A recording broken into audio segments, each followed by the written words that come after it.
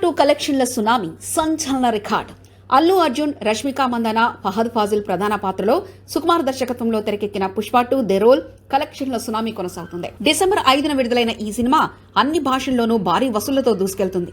హిందీ బెల్ట్తో ఈ చిత్రానికి ప్రత్యేక స్పందన లభిస్తుండగా హిందీ వెర్షన్ వసూళ్లు ఒరిజినల్ తెలుగు వెర్షన్ కంటే ఎక్కువగా ఉన్నట్లు ట్రేడ్ రిపోర్ట్స్ చెప్తున్నాయి.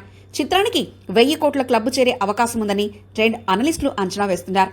ఈ ఘనతను విడుదలైన వారం రోజులనే సాధించడం ద్వారా పుష్ప 2 ఆల్ టైమ్ రికార్డులను సృష్టించనుంది. మూవీ కలెక్షన్ ట్రాకింగ్ వెబ్సైట్ సాక్నిక్ ప్రకారం మంగళవారం పుష్ప 52.50 కోట్లు వసూలు చేసింది.